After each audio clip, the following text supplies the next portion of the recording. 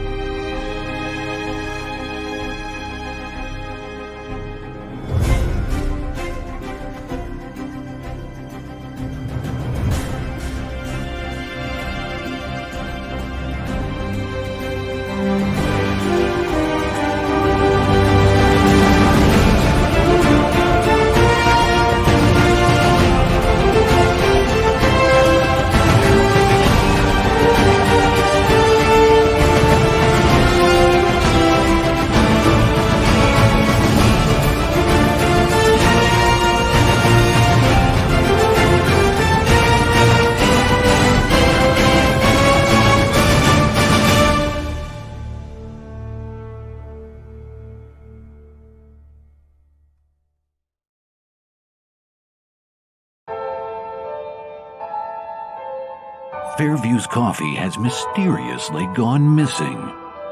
Mayhem ensues when strange, coffee-craving zombies plague the city. Detective Mickey Potatoes, an overworked public servant, uncovers why ordinary citizens are losing their minds and how to stop the coffee apocalypse. But it involves the mafia. And when you're dealing with mafia crime families, nothing is ever easy. The mafia controls everything in the city, including the police, including him. If he breaks the mafia, they will break him. So, the city is without coffee. The city is burning before his very eyes, but he's powerless. Detective Potatoes has the power to stop the coffee apocalypse, but if he does, he could lose everything.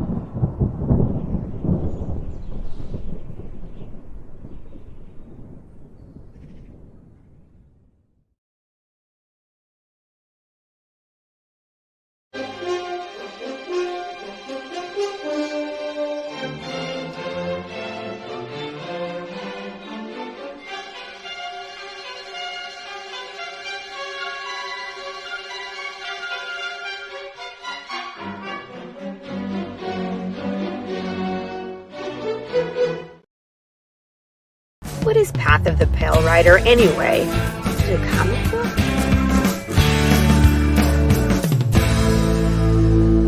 No, that's not it.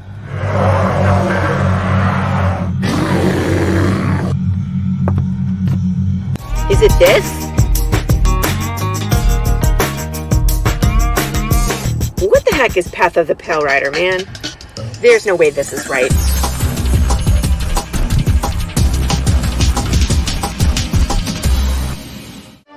How about this? I have no idea. We can rob a bank. Oh, it's this.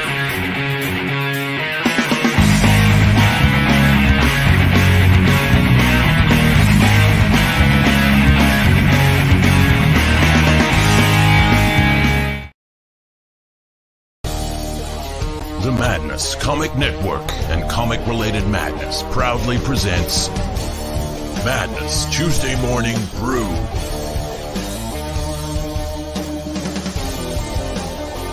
Tune in to our content on Comic Talk with Pops Van Zandt on YouTube.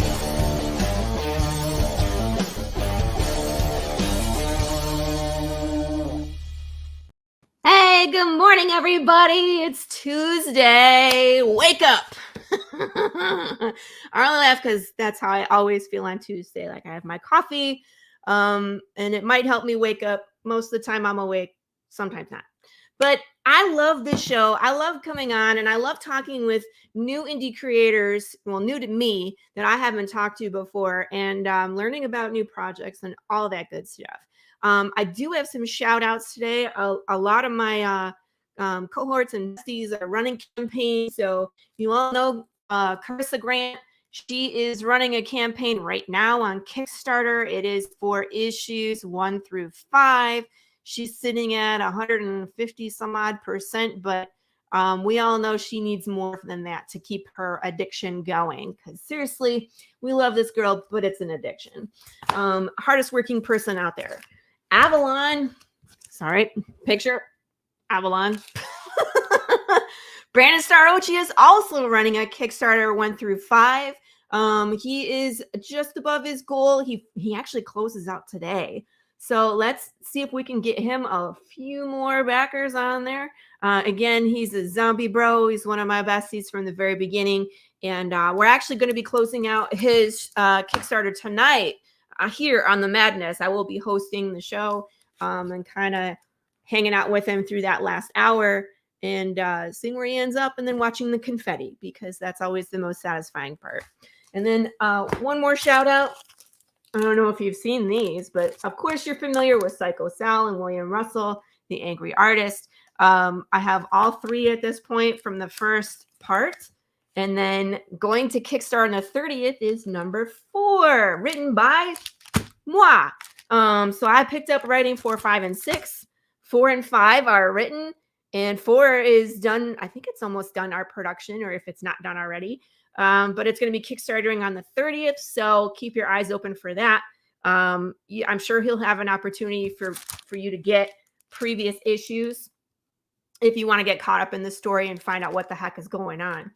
Because where I pick up, it's already been pretty gnarly. Chris Hayes wrote the first 3, and if you've read any of Chris Hayes's works, like The Ferryman and Detour, Mother's Whisper, they're pretty gnarly. Him and I are about the same level of warped, so we have fun. So I'm excited to see the art for these. I haven't seen any of the interior pages. The covers, of course, are fantastic as always. So keep your eyes open for that. And that is my Laurie Calcaterra shout out. I don't know. So let's bring in my guest today. His name is Caleb Palmquist. I had some time to go peruse through some of his works, and I gotta say I really enjoy them. Being born in the 80s and growing up in the 90s and seeing a lot of Saturday morning cartoons, his work really sits ocean for me particularly. So welcome, Caleb. How you feeling? Good morning. Everybody say hello to Caleb. Let's see who's in the comments. Woo! We got all your links going. Oh, good morning, whoever Facebook user is. I love when they do that. They forget to click the thing and we're like, hello. Oh, Pops was so kind. He put all of the links of the projects that I was just talking about. But we got lots of people in the chat this morning, so hello. So Caleb, where are you from? Spokane, Washington. Oh, so it is early for you.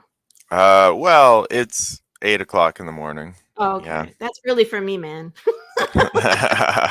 If I'm on a live at 8 o'clock in the morning, I'm not making full sentences without 2 cups of coffee. Well, I did just chug a cold brew while your commercials were going, so I think I'll be okay. That'll be good. Like, yeah, we'll see when the caffeine like kicks in and sends you to overdrive. Right. So tell us your origin story. How did you get interested in comics? Was it when you were a kid, an adult? How did it happen? I was always really into the X-Men because my grandma gave me some issues of Ultimate X-Men that I'm sure she bought at the mall, in the 90s, and or early 2000s would have been Ultimate X-Men. Okay. Whenever that came out. Anyway, and I probably read those like 1,000 times. And so I was always really into the X-Men growing up. And then later on, I wanted to make movies. And I actually went to film school. Did you really? I did, but then I also dropped out of film school. So you're like, F this. Yeah, kind of. I watched there was in like 2009, there was a Clint Eastwood documentary about how the industry is like super messed up and like people were dying because of long hours and stuff. And I was like, yeah, I don't know if I want to be part of that just to make somebody else's vision happen. And so I dropped out of film school and I went and I became a teacher. But so I'm a teacher by day, but I always kept wanting to tell stories. And then about 7 or 8 years ago, I was like, well, what am I waiting for? And I just started making a comic book. I went deeply into debt for a comic book that nobody wanted. I only laugh because it's like all of us, right? We're like, we're going to do it. Everybody's going to want this. And then you get there and you're like, where's everybody? Like, yep. Then you have to like spend so much time and effort building your audience, but it's like that's part of the deal. Oh yeah, for sure. And then I've crawled my way back out of that hole that I put myself in, and I think I've now managed to make some things that that people like, and sort of part of my origin story, the thing that I think put me on the map as much as I am. I hate to even say that I'm on the map, but in the place where I'm having campaigns that are successful. Is ever since I was a kid, I was really into unicorns. I have this poster of a unicorn that I got when I was 6 years old, and I have carried it with me to every place that I've ever lived. It's always been on the wall. It's just outside of this room right now. And so the second major comic book that I did was called Unicorn Vampire Hunter. And I just tapped into that thing that I liked as a kid. And then also my love of things like Buffy the Vampire Slayer, and sort of mashed them together with a fairy tale twist. This is so cool. I was like, because I got some material from Jeff Haas before you came on, and so I was flipping through this first book, and I was just like, oh, that's badass. Like, okay, unicorns are great, vampire hunters are great, but how you tied everything together, that was badass. And I'm not going to spoil it, people. You'll have to read and find out, but it's really well done. So I mean, the art is great. But I mean, like, this is always the kicker, right, Caleb? Because it's like, which is more important, the art or the writing? How do you feel about that? I mean, I think that comics are nothing without art, right? Because if we didn't have art, especially good art, we would just be writing short stories, which is fine. That's also a cool thing to do. But what makes comics special is the art. Now, hopefully, people read Unicorn Vampire Hunter because the concept is fun and because the art is really good, and then they come back because they really like the story. Yeah, that's my feeling as well. Like the art kind of sucks people in, but they won't keep coming back if the story is terrible. Right. So you gotta have both. And I really feel like your story has that, which is great. And I mean, it looks like you've been doing this a while. Can I show this? Oh yeah, you can show as much of the first issue as you want. In fact, I give that on the Kickstarter page. If you go, there's a link to download the first issue totally for free. Oh, check that out, people! You can download issue 1 for free. That's amazing. This is where I was like, oh, I'm in.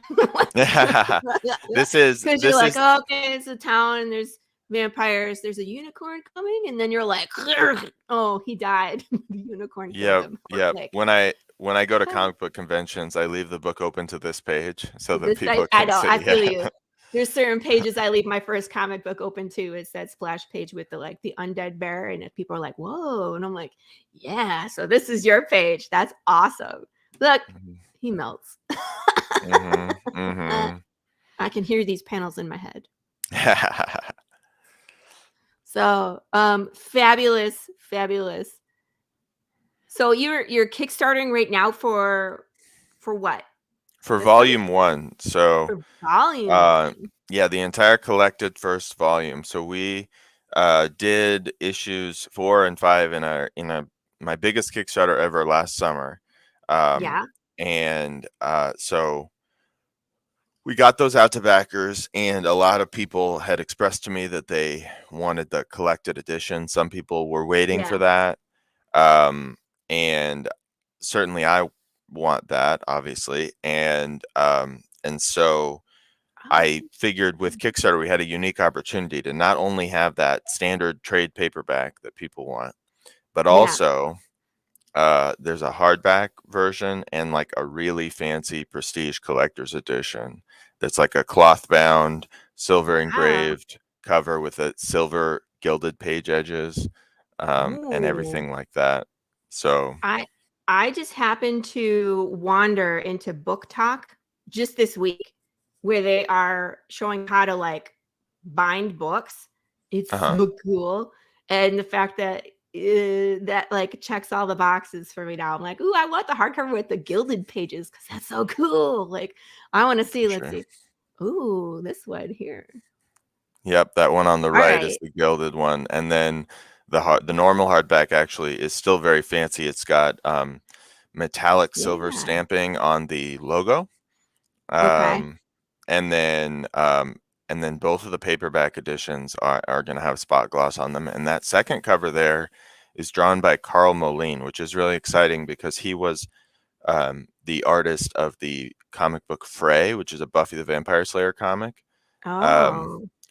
which is something that I read when I was in college, and it was crazy that I got to work with Carl. It was like a weird collision of worlds where, you know, like, oh, this guy who like sort of lived as a legend in my head for 20 years, and now I get to collaborate with Very him on vampire related stories. That's awesome. When that's your inspiration, that's so cool. Absolutely. That's a I have arrived check mark. Yeah. All right. Oh, all right. So who would love Unicorn Vampire Hunter? Fans of whimsical fantasy worlds, stories of power and friendship, complex and compelling villains, I can read, I swear, heartfelt dramas, and gut-wrenching tragedies. Uh-oh. Something bad gonna happen. If you like the show Dragon Prince, Gravity Falls, Stardust, you'll love this series. Cool. Yeah. Go ahead. What were you gonna say? Well, I will say that Stardust is a huge inspiration. I love fairy tales, and I love Neil Gaiman. But I will also say that this is like whimsical and fun, but it definitely gets heavy. I would say it's always appropriate for like most ages. Yeah.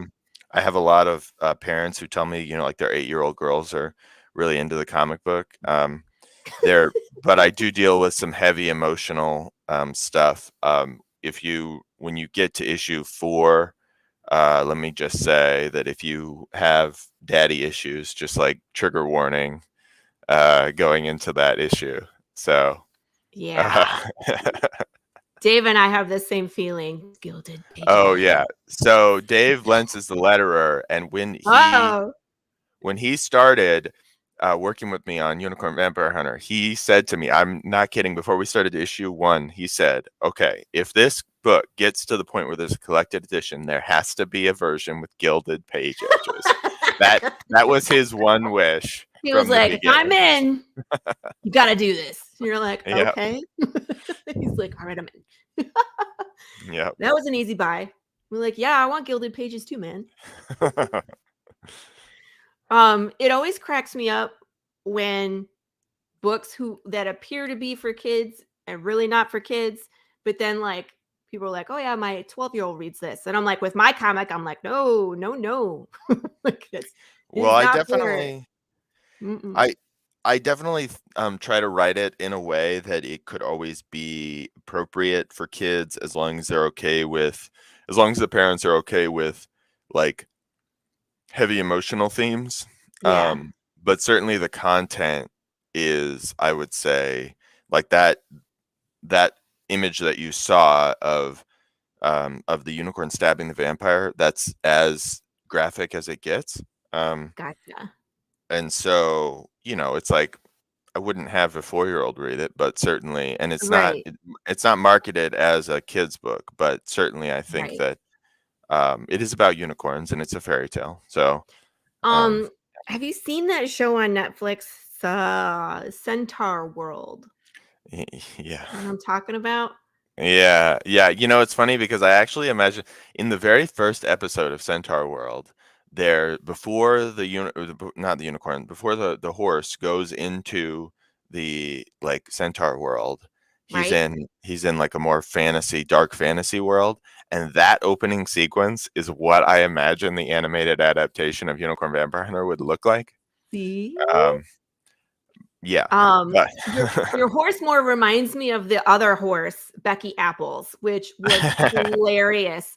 When this horse was just like taking people out left and right, and then they were like, whose horse is that? And then the character was like, that is nobody's horse. The fact that they named this horse Becky Apples was also really funny. So I kind of saw a little bit of that type of I don't want to say humor, but it's humorous to me that it's a unicorn, something that's supposed to be like little girl's fantasy, like and it's like killing freaking vampires, which I think is hilarious. So I was like, oh, it's Becky Apples, but it's not. It's so much cooler than Becky Apples, because when I read it, I was like, that is way better than what I thought it was going to be. So these look amazing. Oh man, I was just thinking, I was like, when I get to trade paperback, can I do one of these? I was like, I just want one for myself. I don't know if anybody else wants one. Are you getting one? I mean, do you get one of each like I do, or like how do you handle that? Yeah. Yeah, no, for sure. Well, because I mean, I do fulfillment all myself, so that's a huge. I mean, you do Kickstarters. I don't know how you handle fulfillment, but certainly. Oh, I do them. Yeah, and so everything gets shipped to me, and I always set one aside. There have been a few times where I have sold my last copy of a variant or something, but in general, I keep one copy of everything for myself, if not more than that. And so I will certainly have a few copies for myself. Although this collector's hardback edition, I'm not going to order a lot of extra copies, as this is going to be really fairly exclusive. Part of that is just because it's expensive to produce. Yes, I was going to say, I'm sure these are pricey. Yeah. Kind of one of those, like, we'll see how many people order in the Kickstarter. We'll base our print order off of that. Right. That's what I do. I was like, I don't know how many people are going to get these because they're pricey. So we'll see. But beautiful. And especially now that I've been on Book Talk, I'm like, I want this. Very cool. What other stuff is cool? Let's see. We got electric unicorn metallic art print. Yep. So David Brame is a really cool artist who has done a variant cover for every issue of Unicorn Vampire Hunter. And so I brought him back just to do this print, and it's going to be printed on metallic stock. I did a I don't have one right next to me, but I did a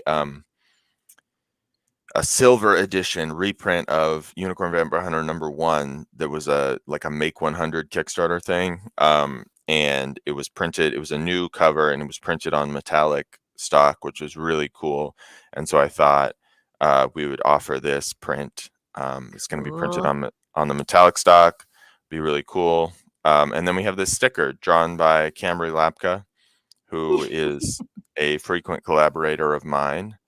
So the look on the unicorn's face, it's like they're smiling, but they're mischievous, and it's like, ooh, I'm a little bit afraid. That was done expertly. Hey, look, it's Quentin. Good morning, Quentin. I saw you yesterday on a Monday, which is weird. I'm never on Mondays. Anyway. All right. Oh, okay. And you do international shipping, which is awesome. I'm not brave enough to do that yet, sir. So I'm doing something on this campaign, which I've not done before, and I'm charging shipping after the campaign, which I think is a little bit of a boogeyman. But you get accurate shipping. Right. And what I realized, I did some research, and if you look at like board game Kickstarter, like 90% of campaigns charge shipping afterward. And part of that's because they have long production times, and it's hard to estimate what shipping is going to be, especially with the weights of different items, depending on add-ons. And so on BackerKit, I can literally assign every reward item a weight value, and then BackerKit will calculate the shipping for me. So you're going to have an accurate shipping, and I'm not going to be having to make rough guesses of what the shipping is going to be. I hate that too. You know what I mean? Because it's like you don't want to charge too much for ship, but you don't want to short yourself either. And I've always a guessing game, and especially for products that haven't been produced yet. And if you don't have them prior to fulfillment, then it's like, I don't know how much this is going to. You can guess. Right. So I've definitely had that problem, like where I have, in an effort not to lose a ton of money, I've overcharged by a little bit. And then also on international shipping in particular, I've definitely had instances where I've way undercharged, where I ended up, charging like $20-$30 less than it actually cost to ship something to somebody. And then it's like, well, I already charged them, so I'm just, I got to fulfill it and do it, but it's painful. It's painful. I've been there. I've shipped books to Canada that got lost, and I'm like, no. Oh yeah. That's the worst, when you get something sent to an address that is international, and then they never got it, and you're like, well, I guess I'll just send it again. Right. I'm like, oh, it's okay. It's just money. Yeah. What's this? I have to interject now. This is why we recommend and endorse Critical Blast Fulfillment for all of your fulfillment needs. Make sure you don't get screwed by the Postal Service. Give RJ a call. Nice little ad spot there, Pops. Thank you. There we go. So one of my other guests was like, his name is Pops because he literally pops in to say things and then disappears. So you have a bonus reward going on? Let's see. So this is a new service that I unveiled, and it's a little bit of a silly thing. I've never seen anyone else do this. I'm trying something new. So it's a subscription service. It's super cheap. It's like $25 for the whole year.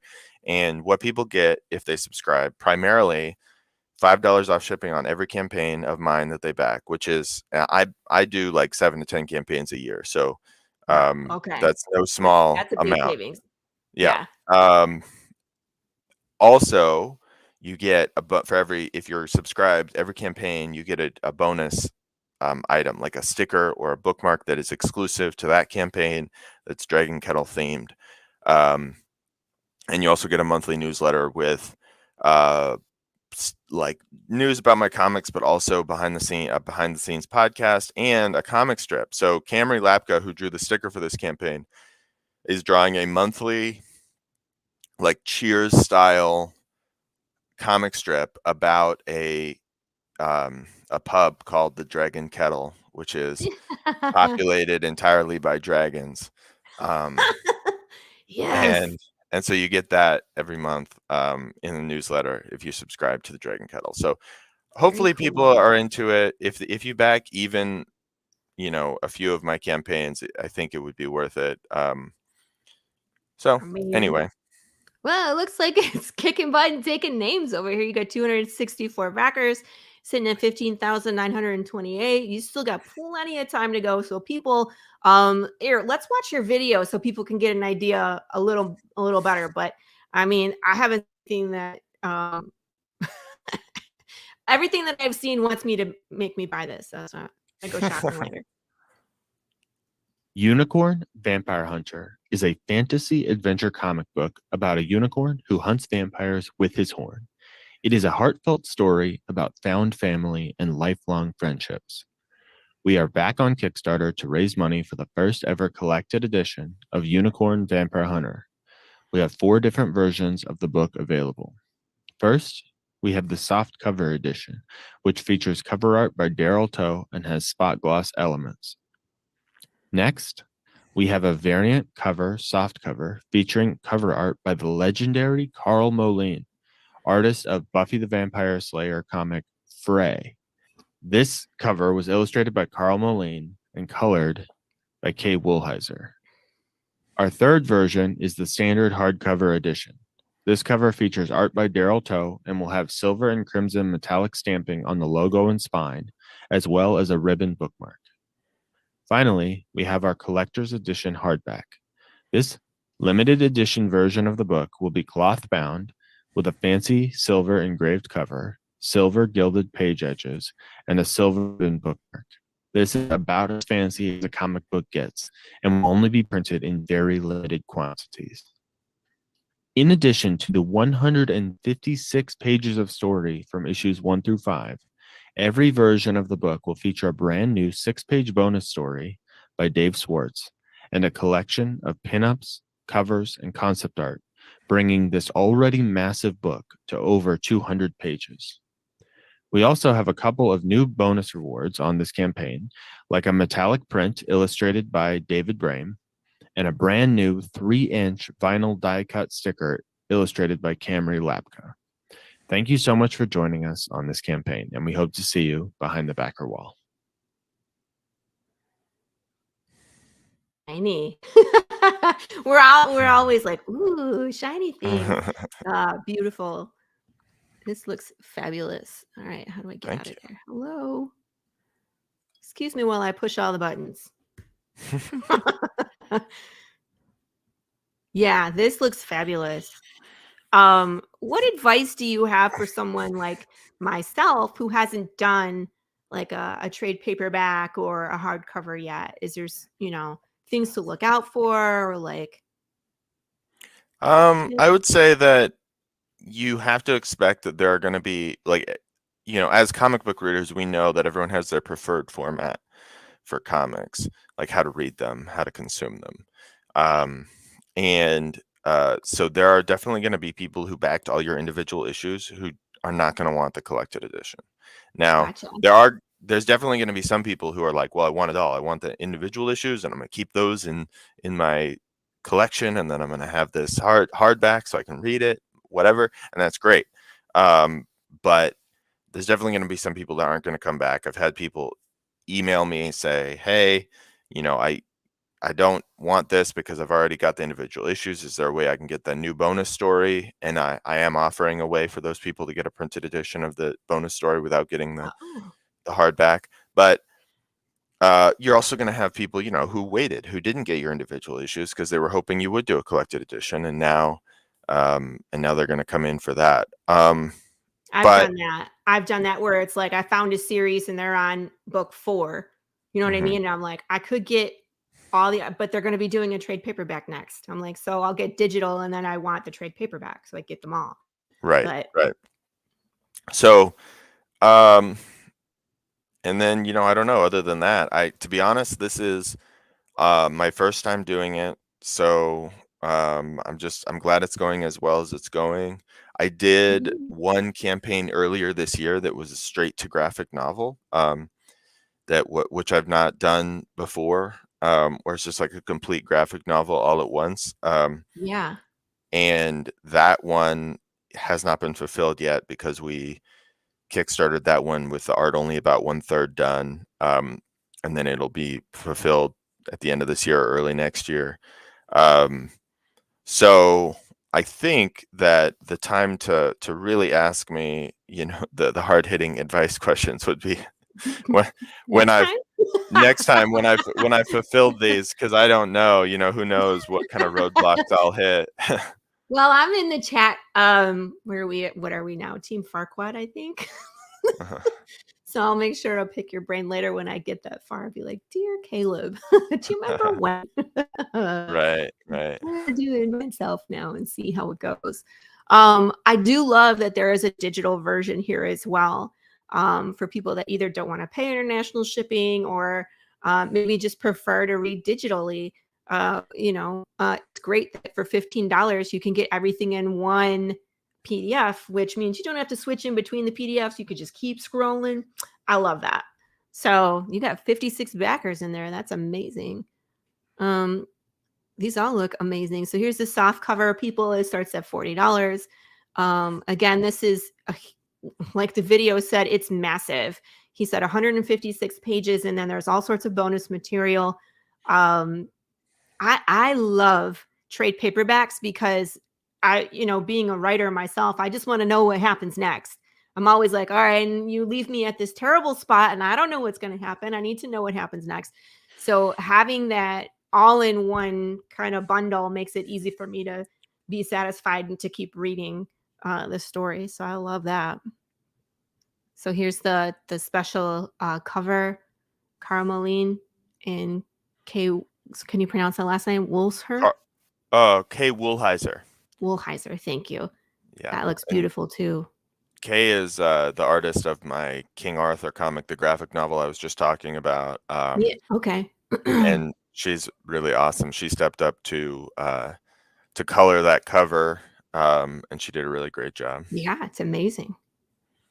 They all look kind of like in the same spirit, you know what I mean? Where it's it's done really well, but you can tell it isn't like they're trying to compete, like, I'm going to do bright colors so mine stands out. You know what I mean? They're all done with the same intention, which is great. Right. But I love that you're going to have a bookmark. Yeah. So $50, just a little bit more, but it helps pay the bills because, of course, Caleb had to pay these artists to do, special work. And then, of course, how much is the hardcover is $65. 200 pages in total. Yep. It's a beefy book for sure. I hashtag life goals. We'll just say that, to get 200 pages done of material in my comics someday. And then here's the collector edition. How long have you been doing Unicorn Vampire Hunter? How long have I been doing it? A lot, like time-wise, years, months.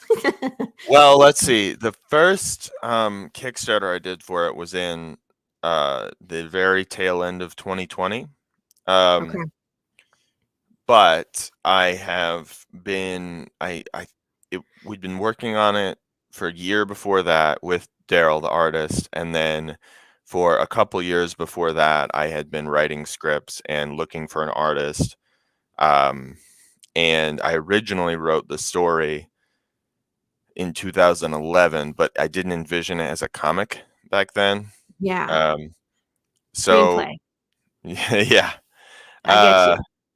And so depending on how you look at it, I've been working on it for quite a while, but the first Kickstarter was in 2020, and we've been pretty consistently doing Kickstarters for Unicorn Vampire Hunter ever since then. How often were they going out? How often were the campaigns? Well, the first one was in 2020, and the second one was in early 2021. What I've discovered about Kickstarter, that my one weird trick is that to follow up issue 1 with issue 2 quickly, because a lot of times people don't follow up with an issue 2, or backers don't believe that there will be an issue 2, right? Yes. And so to follow it up, to be like, okay, as soon as we got issue 1 out to backers, get that issue 2 out on Kickstarter, I think is really important, because it not only shows that you're committed, but it also, it's at that peak point where people are still interested. Yes. Then you get right back into it. So we did issue 2 and 3 in 2021. And then we took a little bit of a break. And then in summer of 2022, we did issues 4 and 5 together. And Wow. so, and then at the beginning of this year, we did a limited run collector's edition of issue 1 again, for Make 100, and then we're back. So I think it hasn't, it's been like no longer than like 8 months in between Kickstarters for these. Yeah, that's a lot of work, people.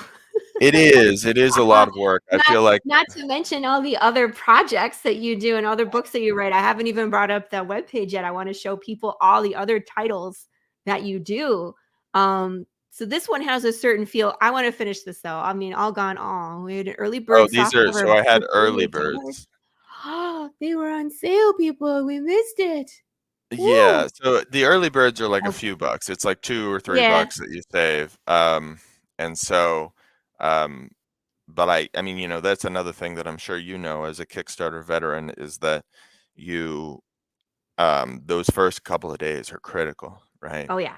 And so, it's very worth it to me to Very nice. offer a discount of a couple bucks for those people.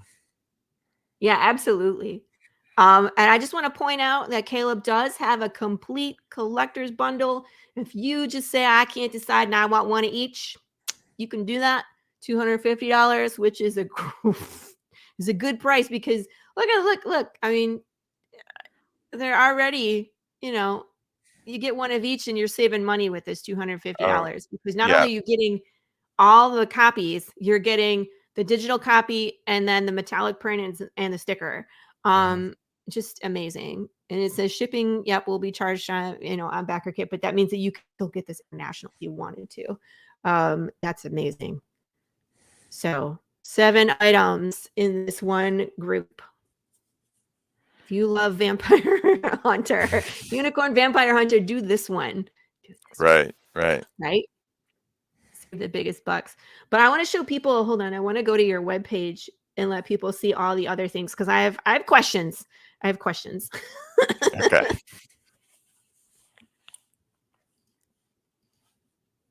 Let me go back. Here we go. All right, so look. We have Unicorn Vampire Hunter up top. And of course, the Dragon Kettle we talked about. But then there's Swords of Arthur, which is the fantasy one you said is a graphic novel. But look at this one, guys. Space Monkey Knights Go.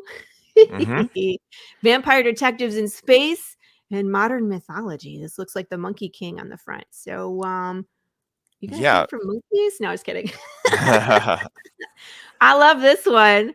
So this is on Kickstarter right now. Space Monkey Knights Go. Yes. Oh my goodness. So how do you sleep at night? I don't.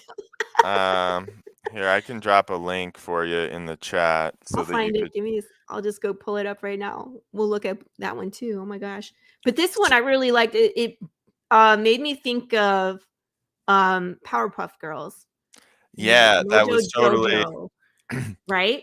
Completely my goal. Yeah, it's I think it exists somewhere on the spectrum of like Powerpuff Girls, Teenage Mutant Ninja Turtles, and Voltron. Yes to all of that. So this was a comic that was created by myself and Dave Lentz, who's the letterer on everything that I do. This is a co-creation, and so he came up with the idea and then came to me and said, do you want to write this? And I said, absolutely. and it's an all ages cartoon, comic book about 4 monkeys sent out into space who are there's in cryopods, and they're supposed to be getting the collected knowledge of humankind downloaded into their heads, but they only get the knowledge about King Arthur's knights. So they crash land on a planet and wake up believing themselves to be knights of the Round Table. Whoops. That's hilarious. Yeah. Look at this one. Look at this one, people. Yeah, that's a Kit Wallace cover. Kit Wallace is amazing. Oh my goodness. We got the Ryan Kroboth cover, and then we've got stickers. These stickers are also designed by Camry Lapka, who did the one for Unicorn Vampire Hunter. So you get a full set of stickers of all the monkeys plus the robot owl. Do you I've seen this happen sometimes where when you have two different properties going at the same time, you get like a special bonus if you back both? Yeah, so I do on my newsletter something that I call secret menu rewards, where I give secret instructions to my newsletter. And if they do those things, then when they back projects, they get extra goodies. And if you back, but I'll go ahead and tell the people listening now, if you back either of these projects and you leave a comment on the Kickstarter, you will get an extra sticker, secret menu sticker, that were exclusive to these 2 projects. And they're a funny little crossover sticker. I don't want to say more than that, but it's that's awesome.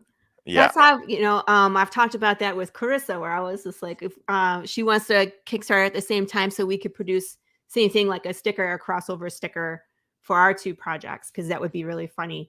So we've talked about that too. That would be fun. But look at these, look at the interior art, you guys. Tell me this is not like Powerpuff Girls. I mean, inspired. I love it. This is right up my alley too. So I was just like, Caleb, I want to talk to you because all your stuff is like my childhood. I was like, look, boom.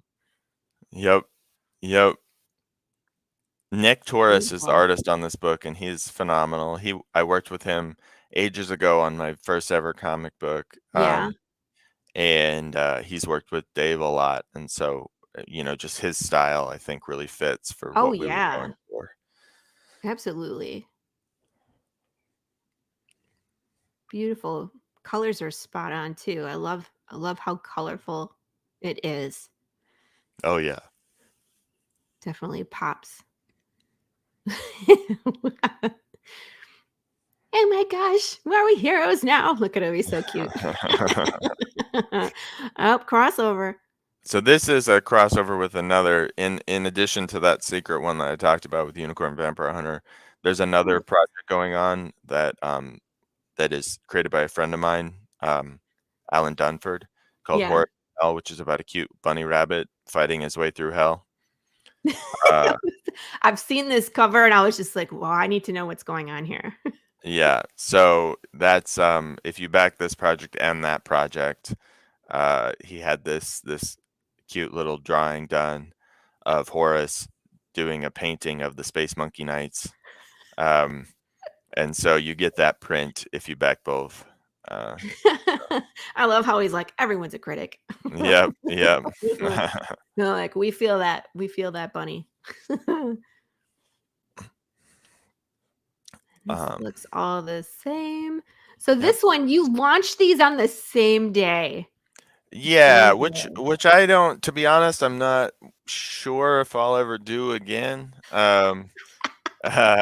Because I mean, you look at this one and I'm sure you can tell a difference in the total amount of funding between the 2 of them. Now, this is the first issue, and I don't have high value rewards. There's not a $90 fancy cover. Right. The things are much different, but comparatively to the goal, with 16 days left, with this one being about 50% and the other one is over its goal. That's what we're comparing, obviously, because that goal on the other one was quite a bit higher than this one too. So, it was a $12,000 goal, and we got it on like the 3rd day. But that's also a proven property. I mean, that's been around. It's 5 issues in, so this one's brand spanking new. So, yep, I get you. So we have some different cool covers and Yeah, stuff, but tell yeah, me about this. well, so we just have the regular cover by Nick Torres, and then we have a variant cover by Kit Wallace, who's really awesome artist who he drew the entirety of that book Horus in Hell, but he also has drawn a lot of other cool books like stuff for Garrett Gunn and Source Point Press. He's done a bunch of stuff. And then we have a third variant cover by Ryan Kroboth. Quentin, no. Crom would be lost in this world, I think. Crom is the Manus's little troll that walks around. Anyways, continue. But yeah, so Ryan Kroboth is the artist who actually introduced Dave and I. Really? That's cool. Yeah, they're friends from way back, like real life friends, and Ryan worked with me on a project a few years ago, an anthology comic book, and he brought on Dave as a letterer, and then that's how I started my association with Dave, and we've been working on stuff ever since, including this project. So he came in with this cover that's like an homage to Dungeons and Dragons. Yeah, I was gonna say it looks like a Dungeon Master guide. Yep. If that's what he was going for, he succeeded. Yeah. It looks great. Yeah, and then we got those stickers, and so anyway, and then we do have a metal cover available as an add-on, and just in case, we put that up in case people were interested in if they did want to spend more money. Metal covers are like a expensive item, but yeah, we do have that available. So Cool. if you want a cool metal cover, I've always been a little skeptical of metal covers, I love them. but I've been slowly converted because I saw some in person. Carissa did it, didn't she? I know she did. In the chat, she was like, "You must do it." she's like the merch queen, where she was like, "You need to get these," and it's like, "No, Carissa, no." Like, no, I don't need to. She's like, she's been trying to get me to have plushies on my campaign for forever, and I'm like, girl, I don't need no plushies. Plushies are scary to me because you can't flat pack them, and so then the shipping becomes a nightmare. So I don't know. Can you like vacuum pack them into a Yeah, maybe suck all the air out, only so you can pack them that way. So here's what you have available as a backer, people. You can get the $6 digital, which is great. You can just get that digital, read it on your phone, read it on your tablet, or you're on the airplane or wherever you need to be. Take it with you. $14 will get you the A cover. It looks like this is a printed and also includes a digital. $20 will get you this super fancy exploding cover. The exploding cover. And then of course the $20 will get you the D&D cover as well. And you have a pack. Yep, I was gonna say, gotta have a pack. So all in, get you all 3 covers of the book and the sticker set for $60, and that's a deal. And of course, we all miss the early birds. Darn. So still plenty available. Let's give this one some love as well. I mean, I just love the interiors very much. So I'll go shopping later. And there we are. But what about some of these other projects that you have? I know that you have to leave early today, but we still have a few minutes, so we might as well talk about some of the other things you are doing. I can get back there. I push the buttons. Here we go. There we go. Let me go back. So yeah, right. So Modern Mythology, I'll start with that, is a series of anthologies that I made. Yes. So it was 2 different books that were anthology books. So I invited a whole bunch of creators, writers, and artists to retell classic myths from around the world. And I worked with a ton of cool people. It's how I met Dave. And hi, Carrie. So yeah, there's 2 books. I am completely sold out of the second one, Modern Mythology Folklore Retold. On my website right now, I only have PDFs available Yeah. for these, but yeah, in terms of print copies, I still have a few copies of the first one left, and I'm totally sold out of the second one. And so We already addressed that one, Pop. Sorry, you're late. We said no. See? Okay. But yeah, so it's just a collection of stories. I edited it. I ran 2 of them, and that was enough for me. Running an anthology is a lot of work. Yeah. And while they both did very well, and people seem to like them, but I just with the amount of stuff that I have going on comics wise, I found that I did not have the bandwidth to run another one. Maybe Yeah, someday. I sincerely have no desire to ever run an anthology.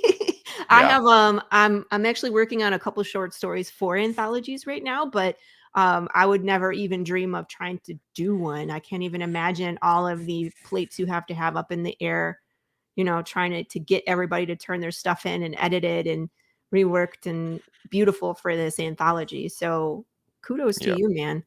Thank you. Doing that. Thank you. And then we have Vampire Detective in Space, which is drawn by Dave Swartz, who You got a is flying head. Oh yeah, that is Liz. That's so the main character is James. He's the last vampire in the galaxy. Okay. And his best friend is a floating AI head named Liz, and they solve mysteries together on a space station. And the plot of Volume 1 revolves around he's called by a police detective to consult on a case. A body is found with bite marks in its neck, completely drained of blood. Oh no. And he thought he was the last vampire in the galaxy. So what is that all about? And he investigates the murder, which turns into a series of murders, and then we learn more about his past. And so it's I love detective stories. I wanted to tell a detective story, and obviously I like vampires. Right. So yeah, that's it's 4 issues. It's done. I'm in the process of we did issue 4 earlier this year, and I'm in the process of fulfilling those orders right now. And then later this year, we are going to be coming back to Kickstarter with a collected edition of that book. Cool. And it's going to be published by Scout? Yeah. Is that what I said? Oh, yep. I did say that. No? So the first issue of Unicorn Vampire Hunter was published by Scout. Not and this one? We did sign a deal with Scout. So okay, cool. I was gonna say congratulations, my man. It's like oh, thank you. And then you were like, I'm not sure. It's like, well, I don't know what I'm allowed to say or not say, but I guess I wrote that on the website. So like you put it on your website. Yeah. Oh, sorry, people. It's no, good. that's okay. But I that's do want to okay. point out to everybody, he has a sale running on this PDF for Vampire Detective in Space #1. You can download it for 99 cents. Yeah, so and I need to 99 update cents. my website because this also says the 3rd and 4th issues are going to Kickstarter soon. That Kickstarter already happened. It was successfully funded. I only laugh because so- my webpage is like the last thing I update. Yeah, I always forget to update the website. In fact, I should put issues 3 and 4 as PDFs available to buy on my website, and I haven't done that.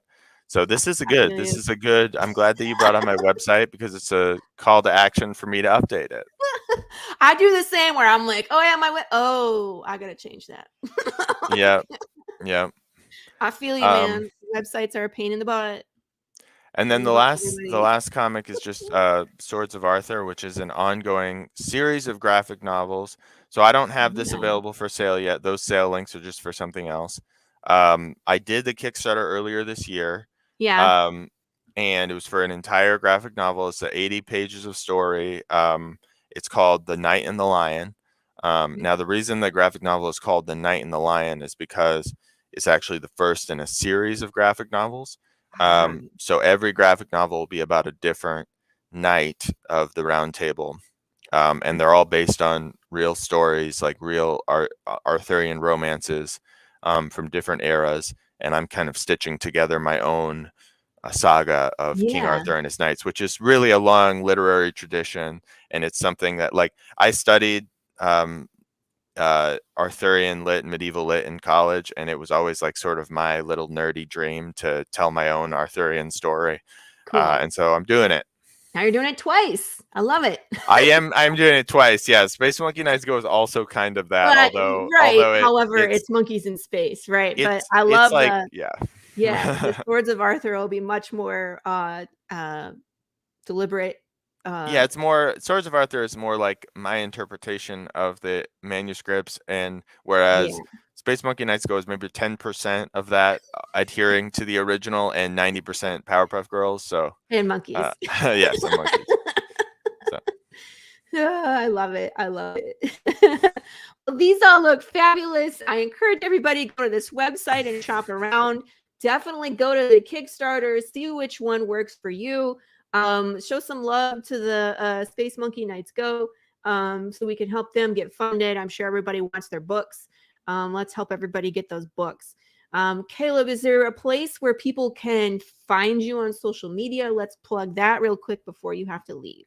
Sure. So you can find me on social media at like on Facebook, Twitter, and Instagram at Caleb Palmquist. But to be honest, I often go months at a time forgetting that Instagram and Twitter exist. And so honestly, the number one best way to follow me is to go to that website, unicornvampirehunter.com. And on the main page at the top, there's a link to join my newsletter. And Gotcha. that is, I send out an email every week to the newsletter. And people who are on the newsletter get free bonus stuff all the time. That's cool. Yep. That's incentive to be in there, right? Just for that. So absolutely. Make sure everybody follows.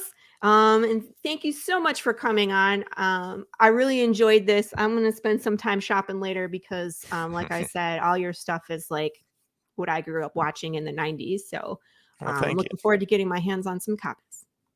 Well, thank you. Absolutely. Thanks for having me on. Absolutely. You're welcome anytime. And I look forward to picking your brain about stuff in the chat later. All right. Sounds good. Thanks again, Caleb. Yep. Bye. Bye. So now I have a surprise for you all. I kind of mentioned this yesterday on the Monday Madness.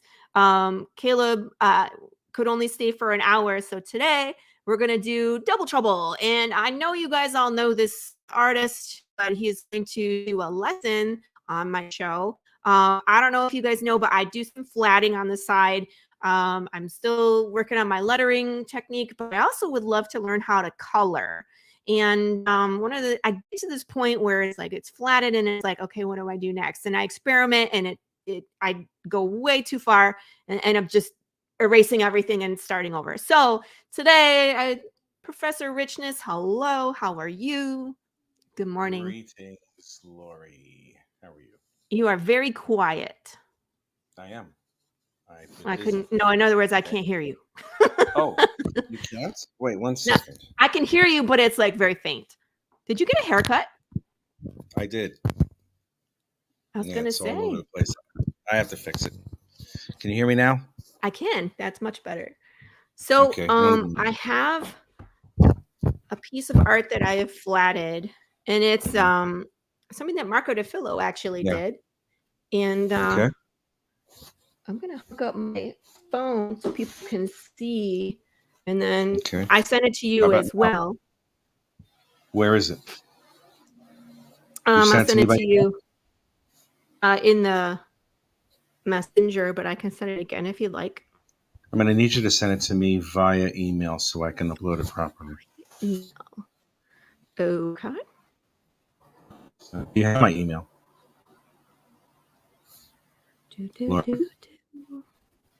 I think I have it. I'm going to go to Facebook and I'm going to private message you.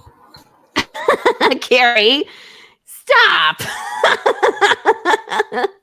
This is something that Rich and I were talking about. Like, he does draw streams and I always want to be on them, but it never works out for me because I'm always managing my family. So I was like, this is what I'm really interested in learning. And he offered to teach me. And it just so happened that, that we had a guest today that couldn't stay for the whole thing. So I was like, let's do it. Let's come on. And then we can, it's almost like Laurie gets to learn on a drawstring, which would be a lot of fun. Plus it's something that I really need.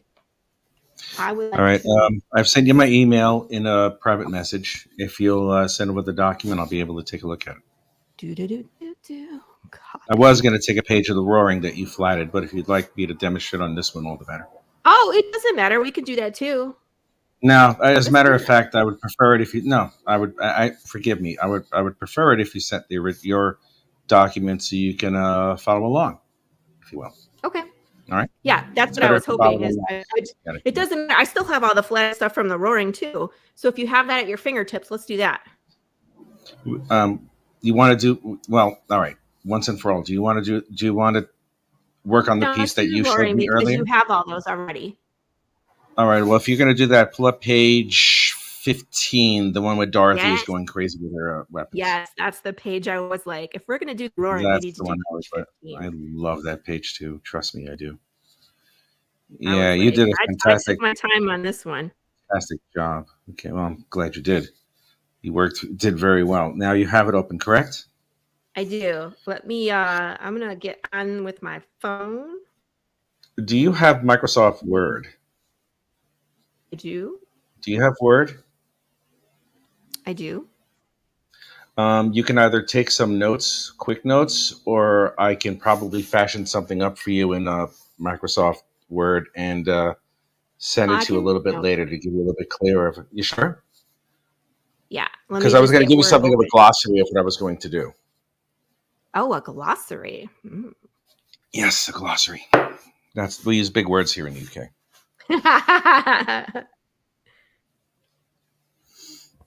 All right, let me know when you have it up. Give me 1 second to get my phone set up. Create. Continue. Oh, Laurie just lowered the tone to your show. Wow. I know. I was like, rude. I was like, just kidding. I'm just kidding, Carrie. I was like, but hey, man, free lesson. The next one. Of course, it's going to do that. So this is. Are you in Photoshop? Do you have Photoshop actually? Hold on. No, Laurie. What you have to do is you have to present your screen. You can't do that. You're going to hear an echo. You're going to have to present your screen. Well, I'd have to present mine. Damn. How are we going to do this? Do you have that page open? Do you have it open? I do. All right. I'd like you to follow me because I'll present my page and I'll show you what I'm talking about. Okay. It's better. Okay. Then I'll just take this off. Both of you share your screen to the work you're doing, and we'll put them up one at a time. I can't share my screen. How do I share my screen? It's not on my computer. It's on my iPad. Okay. So Rich will have to do it. All right. I shared the screen. You're going to have to activate it, Laurie. Oh, there it is. Okay. Ta-da. All right. I'm ready to take notes too. Right. Well, the first thing you want to do whenever you have any page done, obviously, you want to flat it, which is where your services are invaluable. This flatting serves two purposes. One, it establishes an entry-level color to the page that you're working on, but it also provides an area to select, so it'll be easy for you to do any type of editing instead of having to select everything manually with a lasso tool. What I usually do is I would press the W key. Now, if you could see the icon there, it becomes a magic wand. This magic wand will select any area that has the same hue that you'll be using, like this blue color here. So, Laurie, if you will. Yes. You see how I have that, and I click on this area again. You see how it's only selected that area? Yeah. All right. This is very instrumental when you want to put any type of shading, highlights, special effects, because this isolates this particular area right here, and the rest of a part of the image is untouched.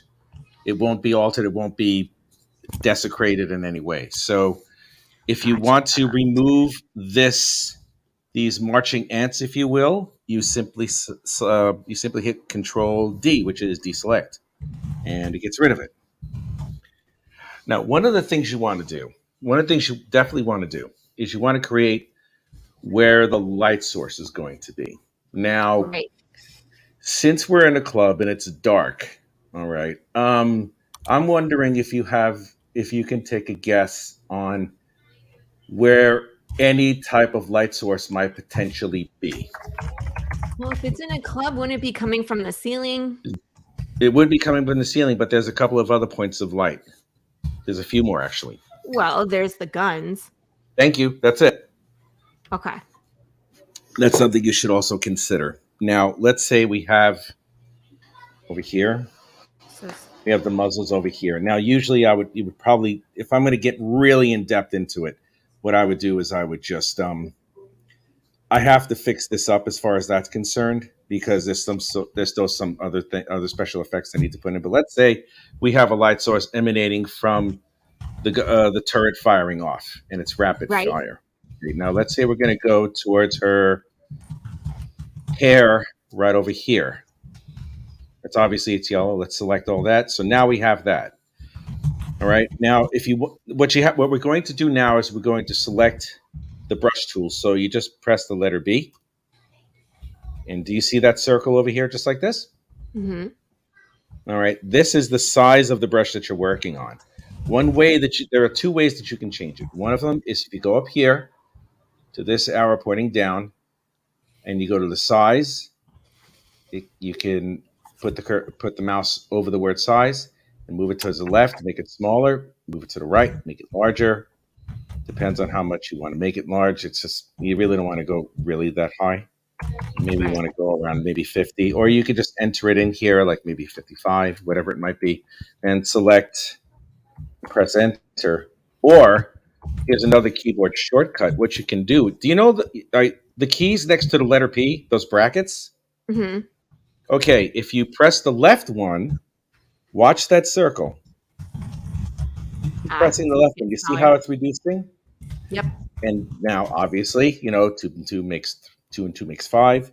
We're going to go towards the right bracket, and we're going to keep pressing that, and we're going to make that larger. This is really handy when you want to do something really quickly instead of having to go up here all the time. It's a complete lifesaver. Now, let's say we have the light source. It's the light source, which is the turrets in front of her face. Let's just do that, okay? Or we can just go with the straight lights from the roof, from the ceiling. Let's just do that if that's where we're going to do it, okay? What you want to do is you have to think three-dimensionally. You're looking at a two-dimensional piece of art, and you're doing your level best to give it a three-dimensional appearance or a pop. Now, obviously, that includes highlights and shading. So what you want to do is you want to gauge for yourself if the light is coming. Let me just put an example here. What color do I have there? Give me a mo. All right, let's say I have a light source. Wait, no. Do this. Let's say I have a light source going that way. All right. Yeah. You see that? All right. Let's say I have a light source going that way. Now, once again, I go to my flats layer. I press W so I can reselect all the hair, and make sure that you select all the components of the hair, because a couple of these stragglers are getting away. You see how this is here? Right, too? on the left side of It's the not gun, selected. too. Yeah, you have to be absolutely, before you do anything, make sure that the area that you selected is the one that you're going to use, and make sure that all the elements that are not connected to it, but still the same element, are going to be selected so everything can be used. Now, here's a trick that I learned. Exactly. There's that too over. Oh, good job. Nicely done. Thank you. I didn't even notice that. It was right in front of me. Good job. Excellent. That's what you call being observant. Well, I'm not surprised when it concerns you. So you pay attention to everything. Okay. Now, what we want to do is we want to select the color of the hair. So we have the brush over the hair, and when we hold on to the Alt or the Option, do you have a Mac or is it a PC? I'm using Procreate on my iPad. So you really don't have to go into detail about the specifics about your program, because I don't have the same program.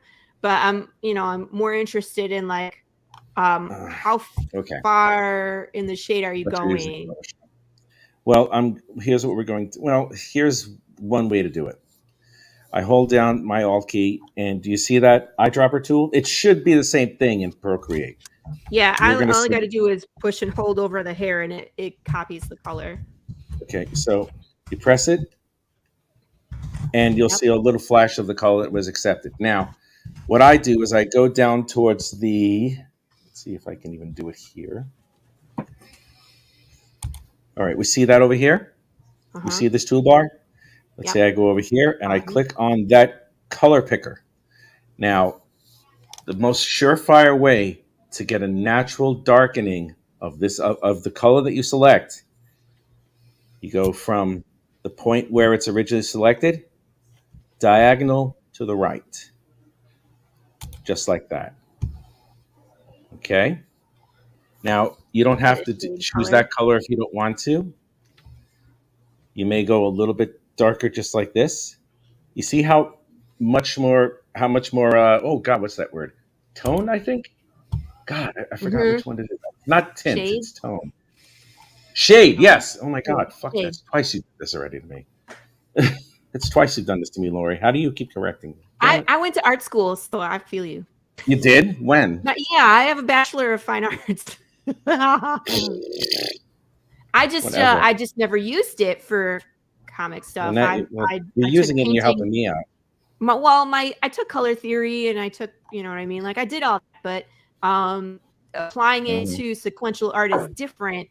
So I mean, like I understand like I needed a light source and be consistent with the light source, but it's like this is what I'm missing. Like how far of a shade do you create? How much, difference do you put on there without it looking garish?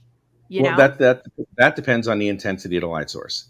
True. If you have a light source that's right in front of her face, this is going to be almost white, and this is going to be a much darker tone over here, and there's going to be greater accents and greater shading underneath her neck. And since we have the light source, as we see over here, it's smacking her in the face right over here. Well, the light source from the ceiling won't be that bad because it's a nightclub, so it won't be that big of a difference. Okay, so that helps you make the decision of how far to go. Yeah. There's different types of light. There's spotlight, there's area light, and in any type of club setting, it's usually, unless there is a spotlight within the club itself, it's a little bit less than ambient. Right. Okay. If it's a little bit less than ambient, there's going to be a general amount of light within the establishment.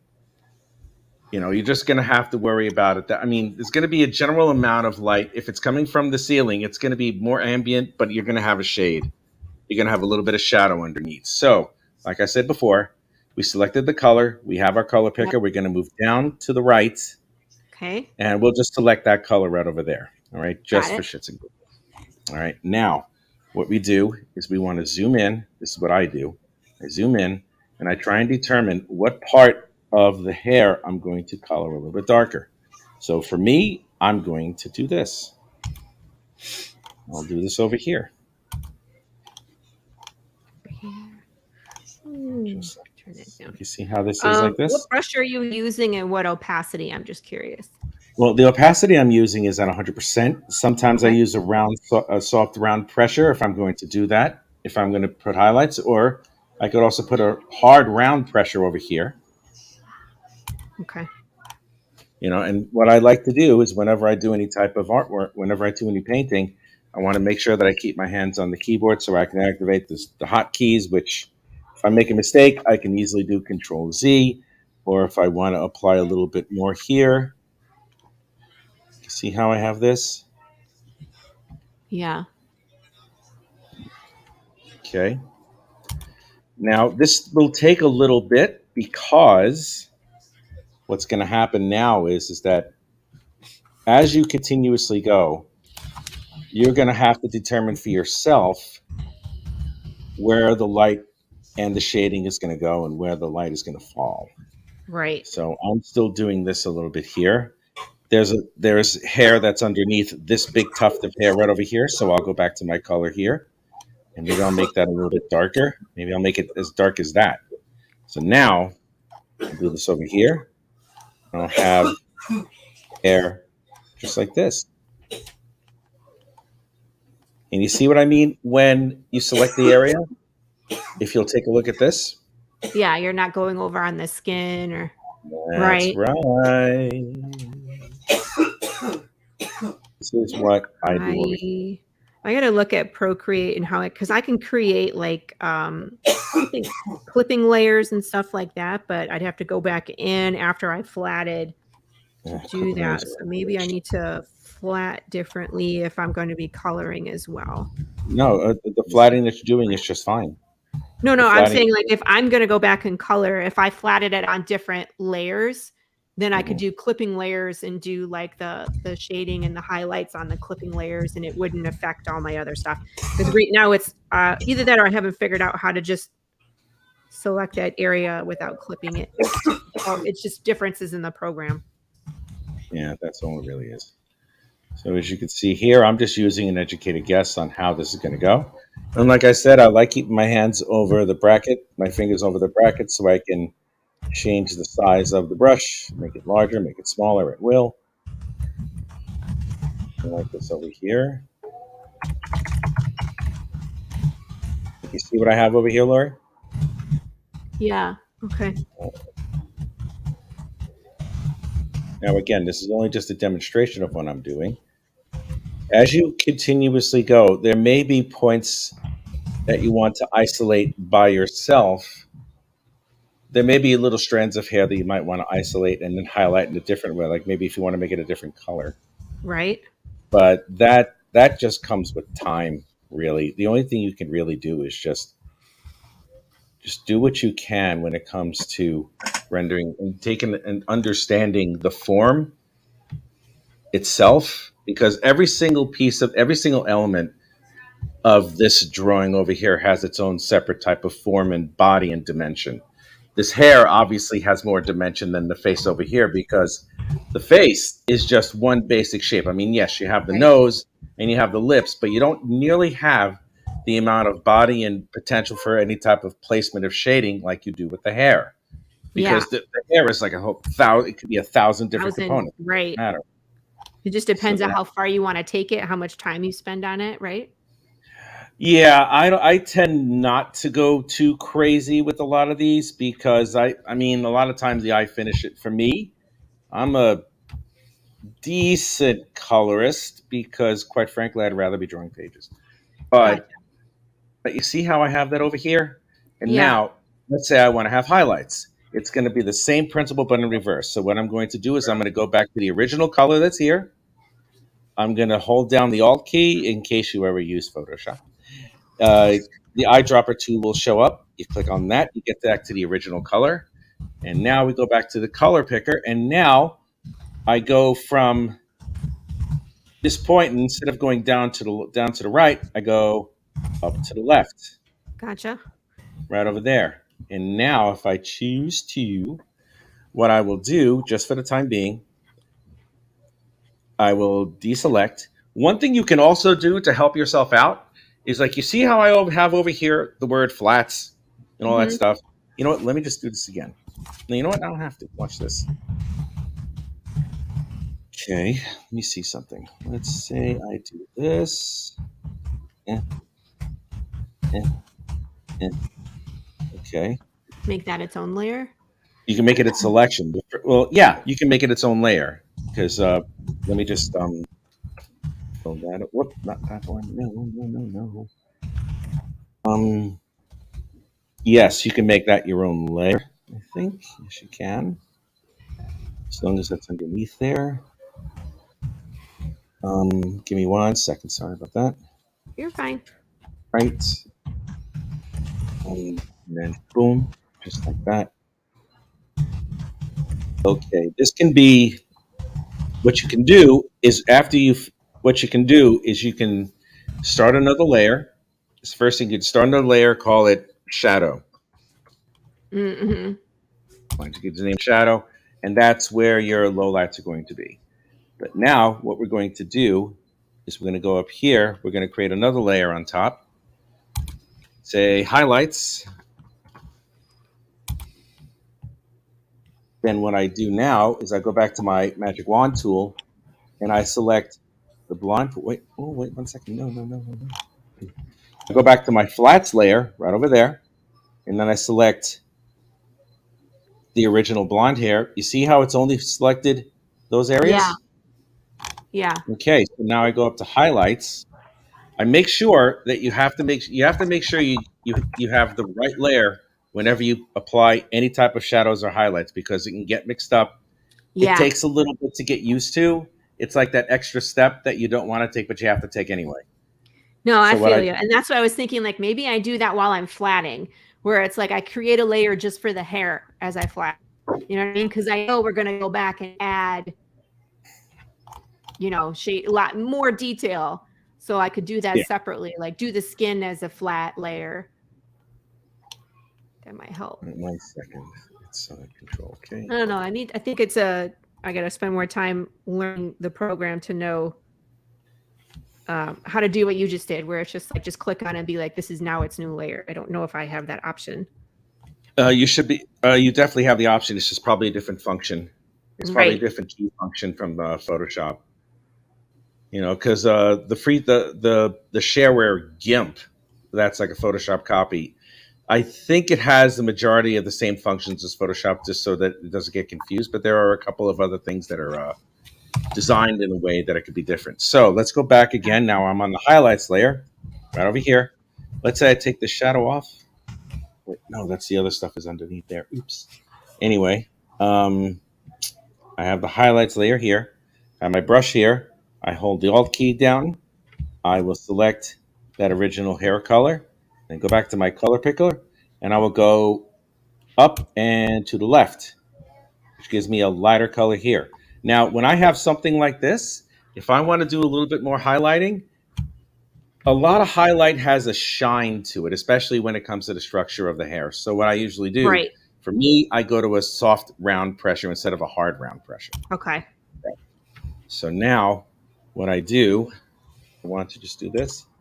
Now I just provide a little bit of a push, just like this. Okay. You see, what you have to do is you just have to get your hand ready and your brain used to coloring this way or applying any type of color like this. This way. Okay. So do you have a thought about when you use a soft brush and when you opposed to like a hard brush for shadows, soft brush for highlights, or? I tend to go with a harder brush for shadows because shadows tend to not be so soft. Shadows on my end, the way that I see it, could be a little bit more direct. Okay. That's the reason why I don't. I mean, that's just my perspective. You see, whatever you discover as you continue doing something like this, Laurie, you're going to find your own method to your madness. Right. So to speak. Right. I mean, to coin a phrase if you must. Well, it's your own style. That is right. And now, do you see how I have this here? Yeah. Look how much more body this has. Right. You see what I was talking about? That's why you want to add your shadows and then your highlights. So shadow first and then highlight? For me, I use shadow and then highlight. It's better to go from dark to light. Gotcha. More spiritual anyway. So now we have this. Okay. You see how that goes though, Laurie? That adds, even it could definitely use a little bit more touching up. That's for damn sure. But do you see mine? Let me see yours. Oh, that looks great. It's better than the flat. Yeah. Yeah, but that's what I was showing you. I mean, you saw what I was talking about, right? Yeah, now I'm basically you have that. Just copying what you're doing. But that's what you kind of need to do. When I took art class, it was like, mimic other people's paintings, see if you can recreate them so you can learn the techniques that they used in order to achieve that look. So that's basically what I'm doing with you is like, okay, show me how you're doing it so I can copy it and I can then see how your process works to make it look good. Because otherwise I'm like, I just go in and I arbitrarily put things and I'm like, this looks like crap. So. Well, if it looks like crap, it's only because that you're not thinking of the form. Right. You have to think of the dimension of the form far more than just what the form looks like. You have to understand that it has depth. There are 3 points of there are 3 separate coordinates, the x, y, and the z axis. Yep. And you have to pay attention to those. Most people don't pay attention to the z axis because the z axis is not really one you have to worry about when you're drawing. I mean, you're trying to produce the illusion of a z-axis, but it's not really there. When Until you add color, coloring, yeah, exactly, it you just need adds to mimic. Yeah. Now, here's something that's going to be interesting here too. Now, because the hair has so many components and it's all over the place, we're going to go towards the face, if I may. Right over here. Let's zoom in a little bit to the face, right there. Now, here's where your degree in fine arts It doesn't mean I've used it for the last 20 years. So, oh, you prissy school people. You weren't in the trenches when I was younger, young lady. Listen, I have a degree, but again, when your concentration is metal arts and jewelry, I haven't used color theory since forever. Hey, Jeff. Neither I haven't used it for a while until I started teaching again. Trust me, I know. But right. Well, actually, that's not true because I used it. I'm sorry, I used it when I first created the first issue of Incantessi. I discovered a lot of stuff as I went along. Yeah. So yeah, no, that was the best learning experience I had, but just by just doing. Now, right over here. Now, a lot of times there's going to be times when you're going to have, even though it's on the same portion of this person here, there's going to be a little bit of change of there's what you want to do is you want to select the portion that you're going to focus on instead of what's underneath here, because if you're not trained the right way, or it just makes it easy for you if you select the one part that you're going to work on and then work on the next part underneath it. Because when you shade for both portions, they're going to be a little bit different in pattern and a little bit different when it comes to the placement, because like you have the neck muscles over here. These things stick out. They're like tubes. They're like tubes that are placed on top. It's the truth. They're like tubes placed on the flesh over here, and they have form just like the hair does. The same thing over here with the face. This has a form just like the hair would.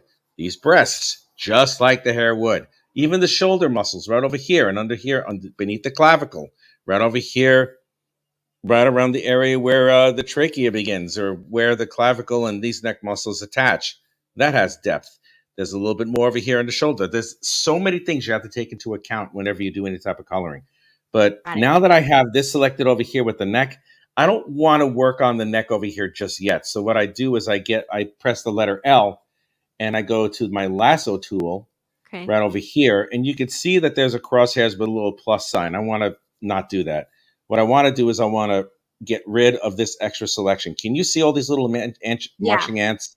All right. What I want to do is I want to press Alt, and that turns it to a minus sign.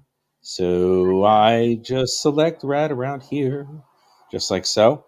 And that selection disappears, but the remaining selection stays the same for the entire face. And this is what I want to focus on right now. All right. So now that we have, the face over here, we're going to go to our shadow layer right there. We press the letter B for brush. We already have an established brush. I'm going to use a hard round a little bit more. It also depends on the surface that you're working with. So I'm going to stick with a soft round. I'll stick with a soft round. All right. Now, what I'll do is I'm going to select the flesh tone, just like that. And I'm going to do just like I did before. I'm going to go from the original point of color down diagonally, and now I have a darker tone, just like that. Now, if I want to, here's what I do. Now, what I do is I remember the form of the head, what shape the head is. And also, if you have the rotate tool, make sure you use it. If all you have to do is press and hold R, the cursor turns into a hand with a piece of paper with an arrow. And you can go along around this way. And the reason why I do it is because it helps me when it concerns the natural motion of my hand whenever I draw anything. When you have to get those really harsh angles. But you see how I have this now? Yep. All right. Now, what I'm doing is I'm making sure that I pay attention to the shape of the head and how it's being hit. Also, the orbis of the eye, because that's inset. The eyes are set inside of the skull, obviously. Right. So they'll be And that shadow. has its own representation. So, yes, you do that as well.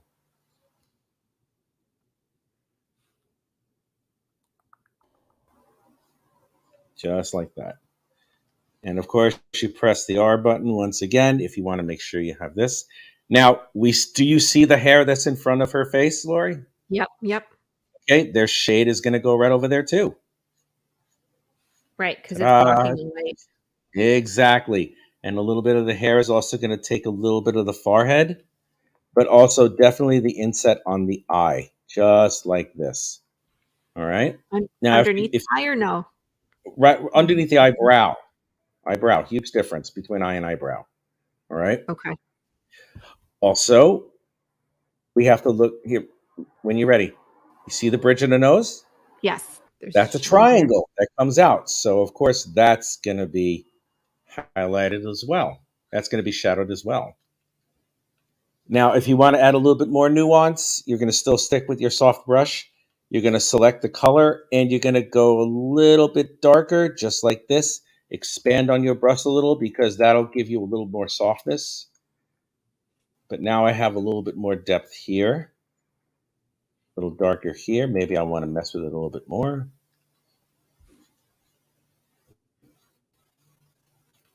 Do you see how I have that right now, Laurie? Yeah. Just like this. You don't want to go too far. You don't want to go too crazy. Yeah, it was like, that's my problem.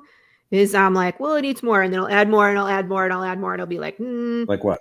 I don't like any of it, and then I'll erase the whole thing and start over. It happens. Okay, so I need like now a switch. No, that's fine. Now, according to me, I'm finished with my shadow. So I'm going to keep that selection going. I'm going to go to my highlight layer, and I still have my brush activated. So I'm going to press the Alt key, which turns into the color selection tool. Boop. Wait, can I do it? Yes. Okay, there it is. And now, since I want to add a little more highlight, can you tell me where I need to go? Diagonal left. Which way? Am I going up and higher left. or lower? Up and left? Higher. Okay, good. There. We have that. Now, if I want to, I'm going to highlight certain areas over here. A little bit stark, but you'll understand. If you want it, also, it's good if you change, it's also helpful if you decide to change the opacity of your brush. Maybe you want to drop it down to a 35 just to give it a little bit more of a softer, nuanced look. You see how I just highlighted that nose right over there? Right. Now this I kind of highlights I understand because I do makeup. So kind of helps that I understand like these are the parts on my face I would highlight. So it's probably the spots where it would be highlighted on her too. That's so amazing. So amazing. Weird. And sometimes if you want, you can use that to lessen some of the shading over here and maybe put a little bit more emphasis on your face. You know, this could require a little bit more nuance, but you get what I'm doing, right? Yes. Okay, so now, yes, it could definitely use a little polish, but do you see what I'm talking about? That's how you do it. There's just more depth to it. More depth. I mean, even with the strands of hair that are going off in certain patterns, you can consider those their own separate forms if you want.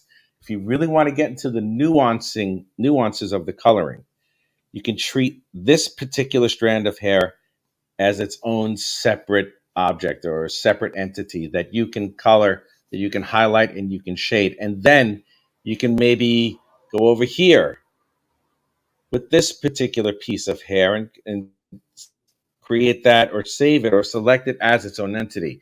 Just like over here, this part of the hair, maybe this little strand, maybe that strand that comes out.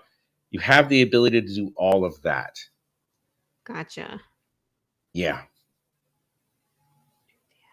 So yeah. Needs to be lighter. Mm-hmm. What color I got here. Alrighty. There you go. Freaking out. Let me see yours. Can I see yours when you're done? Second. I'm trying to. Take your time. I don't think the color choice that I chose for the highlight was different enough, and it was still a lot the same. So let me go in and add just a little bit more. Mm-hmm. Hello. It was like, what? It's not even doing the thing. Thank you, Quint.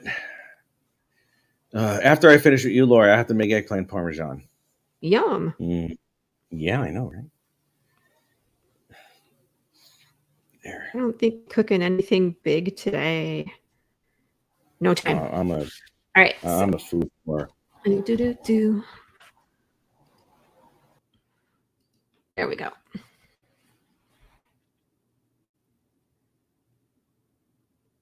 Is there enough change with the highlights, or do I need to go a little lighter? Rich disappeared. Welp, it's just me in the studio. Show me. Put it up there. I was like, I'm asking him questions like he's there. He's not there. It's looking good. Looking good. I just need to, like, I think the color that I chose for the highlights wasn't quite drastic enough. It just kind of blends in. So maybe I needed to go a few more steps lighter is what I was thinking. I don't know, but since he's out for a minute, I'll go ahead and update everybody on today. Yeah, tell him what's going on for today. No, he's back. Okay. You guys finish up. Try to stay with us, Rich. Sorry about that. I selected something wrong. Okay, hold that back up so we can see it, Lord. I'm trying to see. I don't think there was enough contrast with the... Yeah, maybe not. You tell me before I mess it up. 1 second.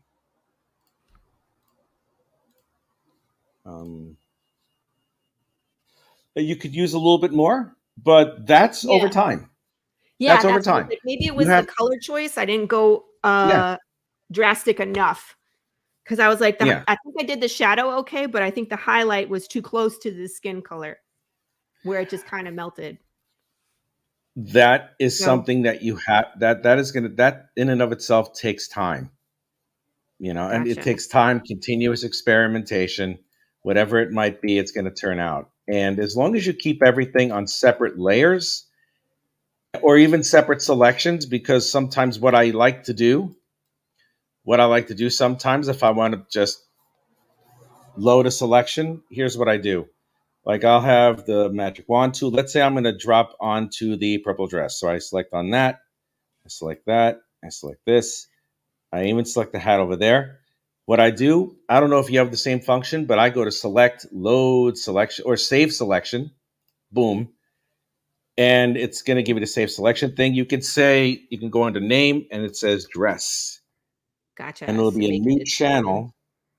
That's right. So all you got to do is go like this. Okay. Now, let's say you decide and you make a mistake by placing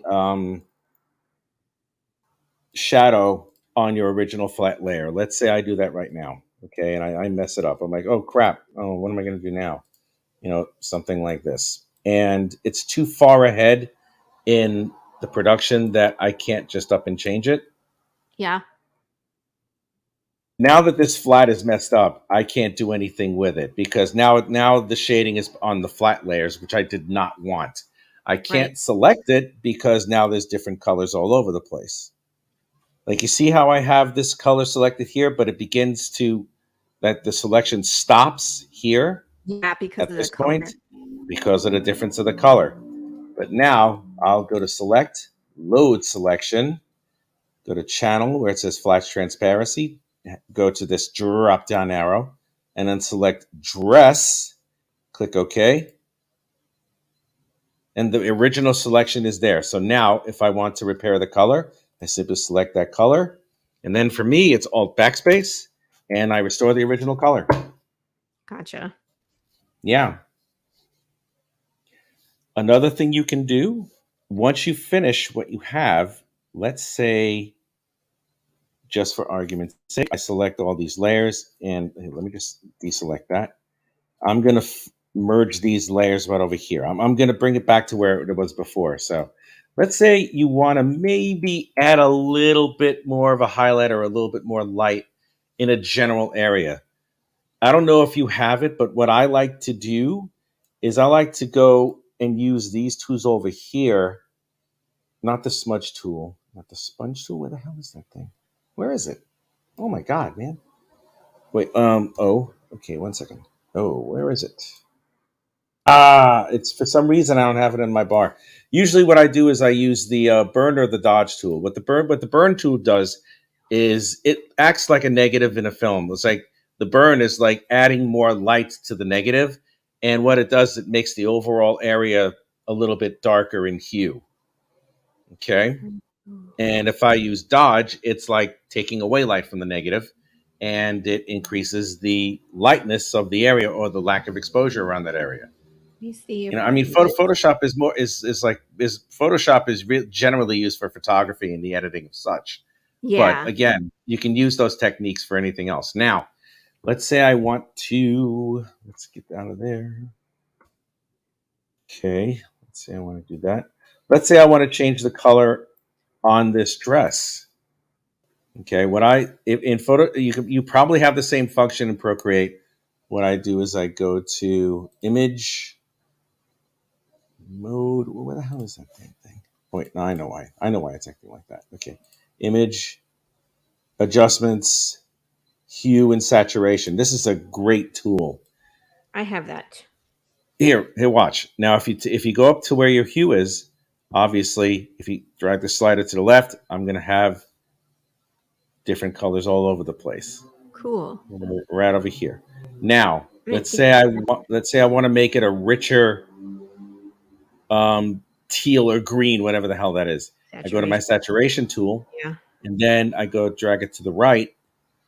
And you see how much more intense the color is? Yes. You're not even looking. I'm playing on mine, doing the same thing. All right, fine, whatever. But I understand saturation, and yeah, I get it. Oh, you do? Okay, fine then. Do you know about lightness too? Huh? Go ahead. Answer my question. I know about that, sir. Yes. Yeah, you know what? Stop. I can't stand it. Fucking know everything. Okay, so yeah, within an hour, that is how I would color.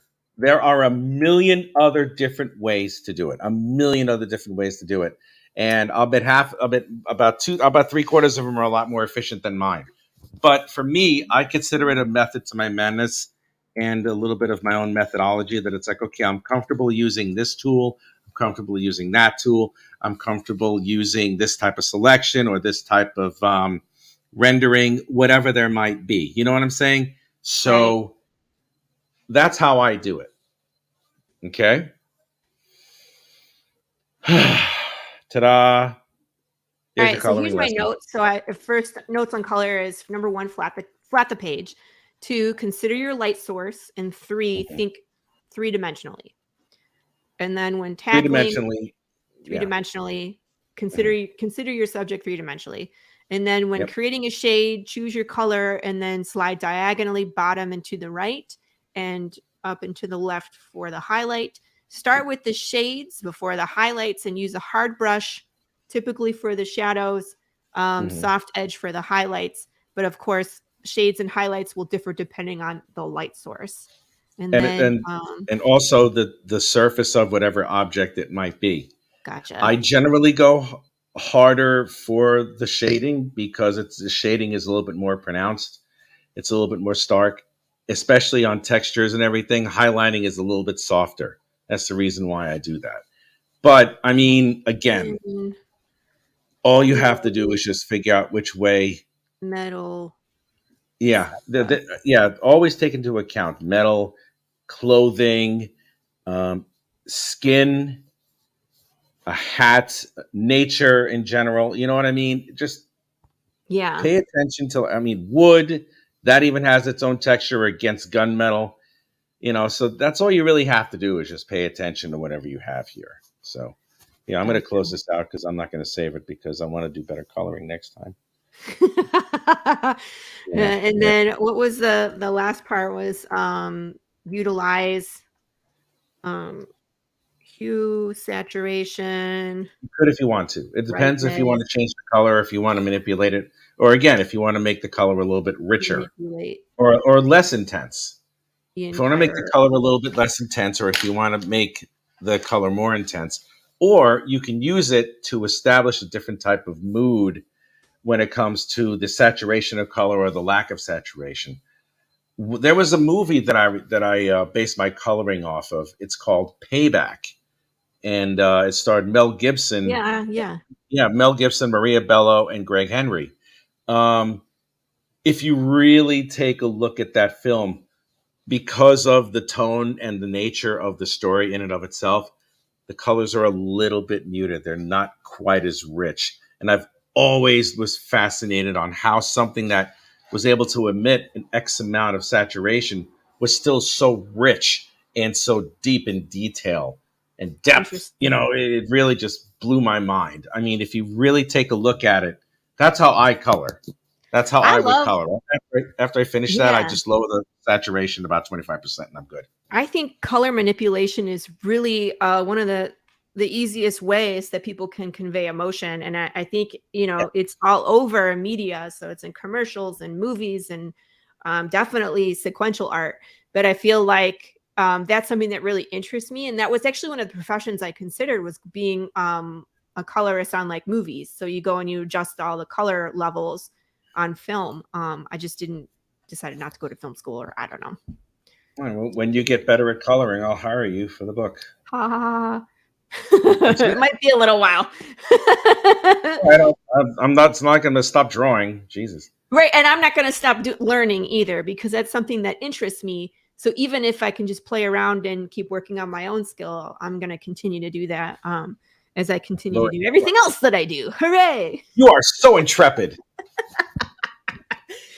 But I'm still, you know, it's funny because my skills as an artist, it's amazing that I have a Bachelor of Fine Arts, but I'm a better writer, which I don't have a degree in at all. So it's just funny that you're, Bachelor's of Fine Arts. I do, but again, it's like, you should have hair like mine instead of me. I don't do anything with it. Because you're so much more fashionable. No. Oh my God. Stop it. Yeah, don't ever have hair like mine. My hair sucks. It's you know what? If my hair was that length, it would look like that. That's what my hair looks like when it's short. I've had short hair and it literally just stands straight up. So I won't be doing that ever again. Laurie, your show is almost over. Thank you for having me on. Thank you for coming on. I appreciate that. Well, I hope what I showed you had some sort of a learning impact in some way. Absolutely. I hope so. I hope I did. No, it absolutely made a difference. Like, I took notes because this is, like I said, I was like, I just need to pick someone's brain about how you would go about it, like start to finish. And then I just need to practice, 4,000 times and get critique. But at least, having a starting point, because just flailing in the dark is never good. No, it's not, especially when it comes to color, because you can't see color in the darkness or whatever. But it's really nice when Rich goes into teaching mode, because people can actually learn something. I learned a ton. I mean, it's fun, when everybody's all cutting on each other and having fun and all that, But when Rich gets into mode, that's why I kind of said, "Hey, he's in teaching mode. Don't cut him out." Right. I was like, distract him. Don't get him off his game, because this is where Rich is best. That's where he shines, when he's teaching people how to do stuff, man. So thank you. I had to worry about 80 rather hormonal teenagers who are trying to do everything they possibly can to draw their asses off and do it the right way. With all the distractions that these young whippersnappers have, just because one person says, "Oh, great, the bar has been lowered." I'm like, all right, whatever. I'm here to teach. You want to listen? Listen. Go right ahead. I'm good. I'm just saying. I'm a different person when I teach. Truly, that's what I'm saying. truly I am. When you're Truly, in teaching mode, I am a professional. Appreciate people One way or the just other. not distract you from that, because you will help. I can't get distracted. I can't get distracted. Not when I'm in that mode, and I have that. I cannot get distracted. I cannot, because I'm in that education mode where it's like I'm being serious as fuck, and no matter what anybody says, I'm not going to break. It never happened, and it never will. It's interesting to see people in those different mentalities, because I get that way too when I'm teaching martial arts, where I'm like, this is what we're doing, and and like I go into teacher mode. So because it's that important to you. Yes. It's super important to you to do it the right way, because any type of flaws in any martial arts training could result in injury or worse. Anything, if I teach anything that's going to be flawed, it's going to be evident in their artwork later. So you and I have a similar mind when it comes to that. We have that. You're probably great. You're probably more intense because you've been teaching martial arts a lot more than I've been teaching art. So you have a much better idea of how important something like that is to make sure you get whatever technique you have right. Right. It's interesting though, because when you're dealing with people, and this is the same with art, I would think, like everybody has their own way of approaching it. So it's the same thing with martial arts, where it's like everybody kind of approaches it a little differently. Like some people are more physical and athletic, and other people are more mental and break down the technique, and other people are really creative, and other people just want you to show them exactly how to do it with no questions. So it's like you kind of have to find the best way to teach the pupil, the person in front of you, because they're all different. We all learn differently. So it's just interesting, teaching people and in that way. Yes. So thanks everybody for watching. Yeah, this was a great show. For watching. This was kind of an interesting show. We had a twofer. It was like two completely different things going on. So we interviewed a guest, and we got to see some really cool indie comics. We gave some shout outs to everybody that's, currently Kickstartering or on, just beginning or on their way finishing up. And then we had a lesson, which was really interesting, and I took lots of notes. So really coolish episode today. I enjoyed it. All right. Thank you. Ton of I must go. Stuff. I'm sorry? I say, we got a ton of other good stuff coming up today. We got what else is happening today? What else is happening today? We have the Hyde Hermit art stream at 2:00 in 1 hour. Yeah, one hour after this. Okay. And then we have a closeout that. Oh, sorry for Avalon. I'll be back for that. I'm doing a. Oh, can I be on that one? Can I show up on that one? Sure. Oh, yeah. Closeout parties are closed. A party is a party. Yeah, send me the StreamYard and I'll show up, and I'll still be a good boy. I promise. Okay, as long as you're a good boy. I will be a good boy. Don't worry, I'll be a good boy. You can come too. After that, we got Ginge and Pedro at 7 doing. I think Edwin Acevedo is going to be out talking about his book. All right, cool. Cool. And then, of course, the 11 o'clock Silverline closing the day out at 11 p.m. tonight with their weekly show, one of their 3 weekly shows. Full slate, man. The Madness Comic Network. Don't miss it. Excellent. All right, I'm out. I'll see you cats later. Don't forget to send me the StreamYard, and I'll see you cats later. All right. Bye. Thanks, everybody, for watching. I will catch you all next week. Actually, next week is the 4th of July. I'm going to have a pre-recorded show because I'm going to be out of town. But everybody's favorite Morgan Quaid will be on. Morgan. Now, look, you guys, Morgan is the guy that did the Madness theme music that Laurie uses on her intro and that we use on Monday Madness and everything. He does music. Morgan is so talented. Yes. So talented.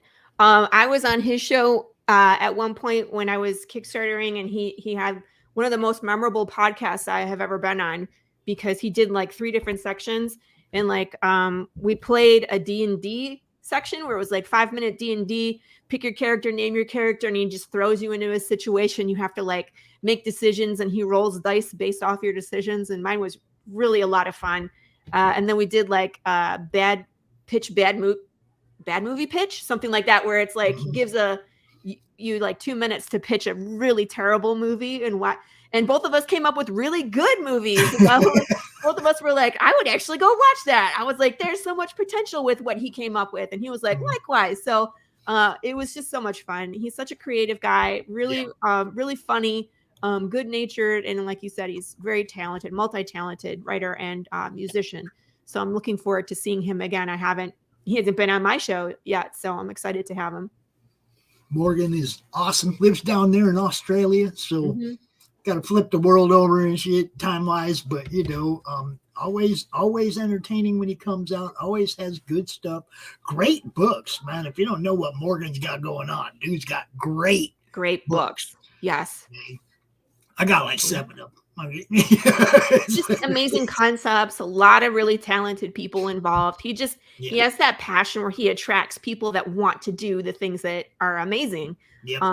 So that speaks wonders to him as well. Definitely good dude. So you're not going to want to miss that next week. Like I said, we got good stuff all week long, all week long this week. We got a new day for the Horror Movie Club. It will no longer be on Saturdays. We're kicking that on Thursdays now. 8 p.m. with Brian and Matt. So don't look for us on Saturday. You'll be like, wait, I missed it. Yep, you did. You missed it. And because of that move, we are looking for a new show for the Saturday evening 8 o'clock slot. If anybody's got a show they want to bring to the network and do it Saturday night at 8 o'clock, that's a prime spot, man. Heck yeah. Prime spot. Get you some. There you go. I think I'm done. All right, peeps. We will catch you all next week. I will see you all later. Tune in for the Avalon Countdown show. We're going to have fun. Brandon Sarocci is always a blast. He's the most sarcastic bastard and a good friend. So we always have a good time and show up in the chat and harass him for me. Yeah, and if you're looking for a book with some serious great art and panel layouts and shit, go check that one out. Yeah. He's doing amazing things. He really is. So come check it out later. The videos, I can do that. You can go get on with your day. I'll take us out. All right. Thanks, everybody. Peace.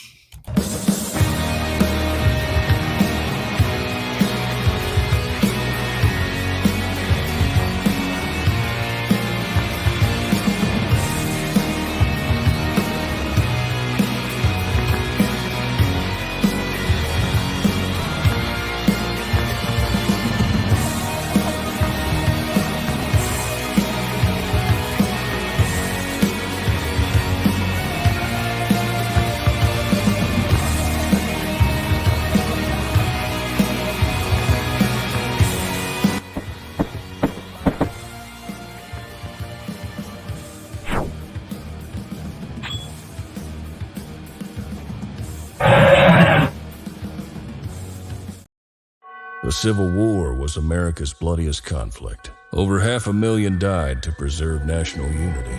When the war ended, Confederates like Harley Brogdon headed west, shooting game for the Army and gambling.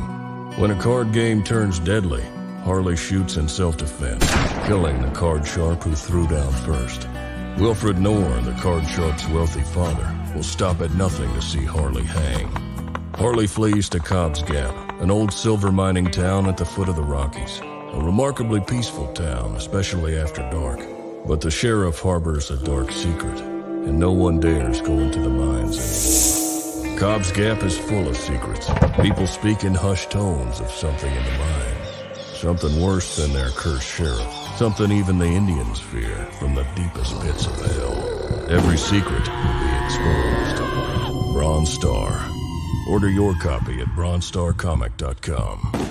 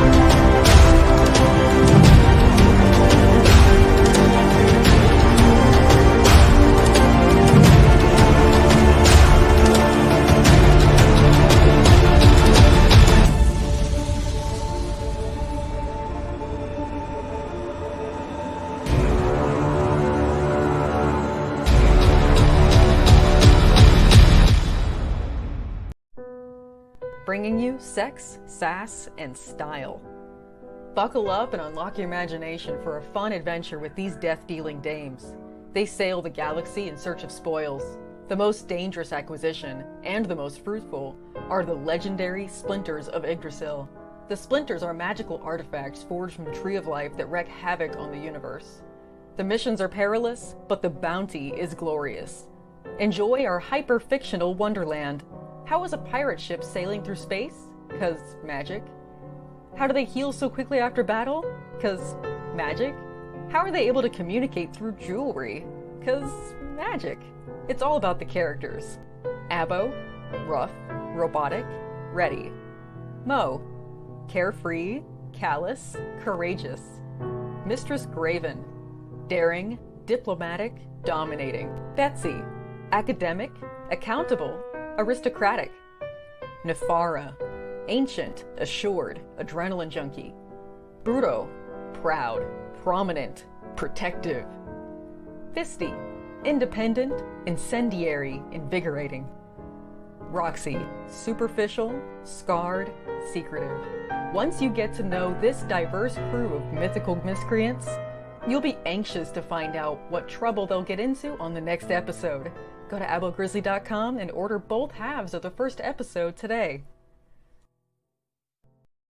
Comic Books for Kids provides comic books to kids in hospitals and cancer centers across the U.S. It's a place where we can all work together to make sure every child has a comic book. 100% of all proceeds go towards the kids. It's about making a difference, and while they're in the hospital, allowing them to fly like a superhero, battle dragons, or rescue teddy bears. We are in every state in the country and now support over 160 hospitals. Every month, we add more. Visit cb4k.org.